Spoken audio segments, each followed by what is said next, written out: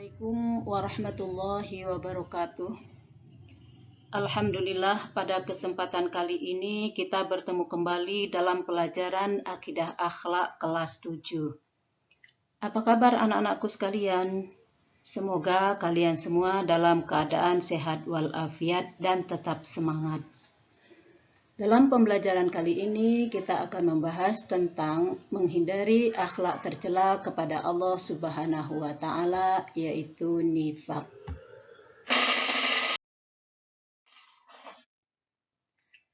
Akhlak tercela kepada Allah Subhanahu wa taala diantaranya adalah riya dan nifaq. Pada pembelajaran video yang lalu sudah dibahas tentang riya, maka sekarang kita akan membahas tentang nifaq. Apa itu nifaq?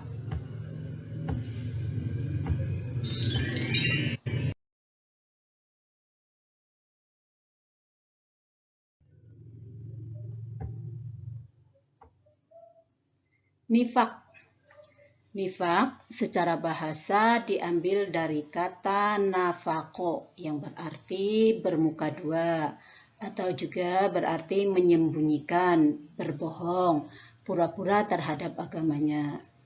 Jadi nifaq diibaratkan seperti lubang tikus di padang pasir yang susah ditebak tembusnya. Jika dicari melalui satu lubang, maka tikus itu akan lari mencari lubang lainnya. Sedangkan menurut istilah, nifaq adalah sikap yang tidak menentu, tidak sesuai antara ucapan dan perbuatannya. Orang yang memiliki sifat nifaq disebut munafik, yaitu orang yang berpura-pura atau ingkar apa yang diucapkannya tidak sesuai dengan apa yang ada di dalam hati dan tindakannya. Misalnya, lisannya mengaku beriman, tetapi dalam hati dan tindakannya ingkar atau kafir.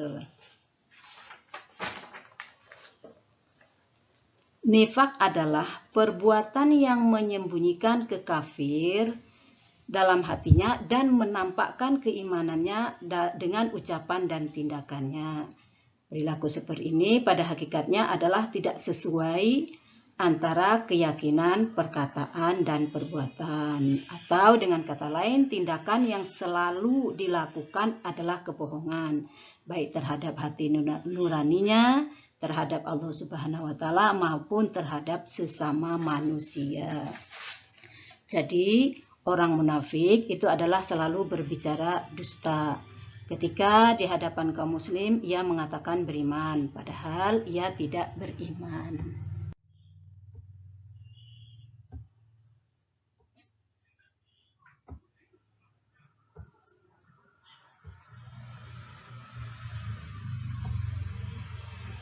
Macam-macam nifaq.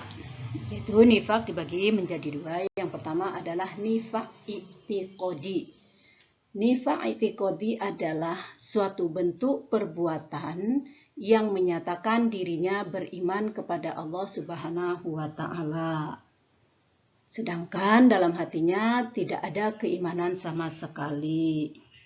Dia sholat, bersedekah, dan beramal soleh lainnya, namun tindakannya itu tanpa didasari keimanan dalam hatinya. Pelaku nifaq diancam Allah dengan disamakan dengan orang fasik, yang diancam dengan neraka jahanam dan kekal di dalamnya, karena berbahaya bagi umat dan agama Islam. Allah akan memasukkan orang munafik dan orang kafir sama-sama dalam neraka sebagaimana disebutkan dalam surah An-Nisa ayat 110. Bismillahirrahmanirrahim.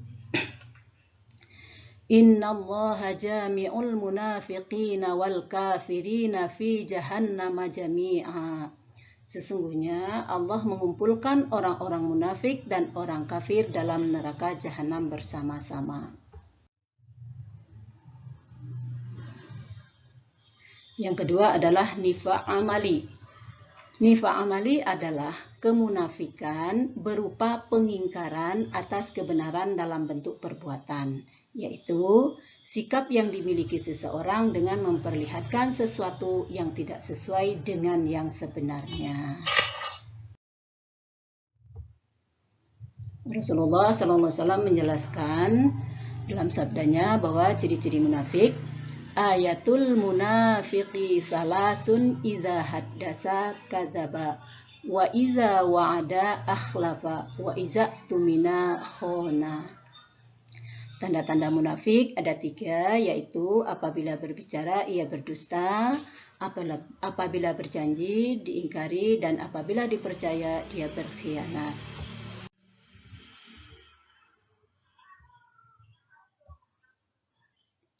Bentuk atau ciri-ciri perbuatan yang termasuk ke dalam nifak. 1. Tidak mampu menegakkan sholat kecuali dengan malas-malasan. Dia merasa ragu terhadap balasan Allah di akhirat. 2. Hanya berpikir jangka pendek, yaitu kekayaan duniawi semata. 3. Terbiasa dengan kebohongan, ingkar janji, dan khianat.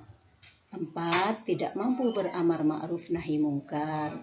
5. Seringkali dalam pembicaraannya menyindir dan menyakiti Nabi atau Islam. 6. Suka membual mengenai keindahan duniawi dan melupakan kehidupan akhirat. Contoh sikap nifak yang dilakukan pelajar adalah: contoh, seorang pelajar lambat membayar uang sekolah. Ketika ditanya guru bahwasanya uang yang diberi orang tua belum diberi oleh orang tua, padahal uangnya sudah digunakan untuk jajan. Yang kedua, contoh kedua adalah seseorang mengatakan bahwa tugas PR-nya dikerjakan sendiri padahal dikerjakan temannya.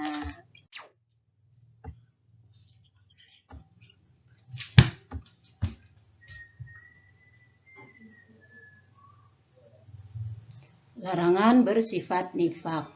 Islam melarang umatnya bersifat nifak. Sebaiknya Islam mewajibkan bersifat jujur atau benar. Firman Allah disebutkan dalam surah Al-Ahzab ayat 70. Bismillahirrahmanirrahim. Ya ayyuhalladzina amanu taqullaha wa qulu qawlan sadida. Wahai orang-orang beriman, bertakwalah kamu kepada Allah dan ucapkanlah perkataan yang benar.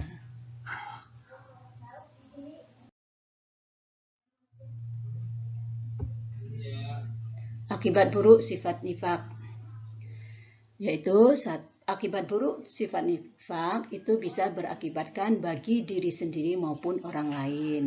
Jadi akibat terhadap diri sendiri yang pertama adalah tercela dalam pandangan Allah dan sesama manusia, sehingga dapat menjatuhkan nama baiknya sendiri. 2. Hilangnya kepercayaan dari orang lain atas dirinya. 3. Tidak disenangi dalam pergaulan hidup sehari-hari. 4. Mempersempit jalan untuk memperoleh rezeki karena orang lain tidak mempercayainya lagi. 5. Mendapat siksa yang amat pedih kelak di hari akhir.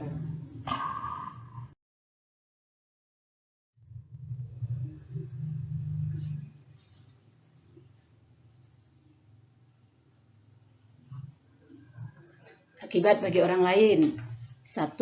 Menimbulkan kekecewaan hati sehingga dapat merusak hubungan persahabatan yang telah terjalin baik. 2. Membuka peluang munculnya fitnah karena ucapan atau perbuatan yang tidak menentu. 3. Mencemarkan nama baik keluarga, masyarakat sekitar sehingga merasa malu karenanya.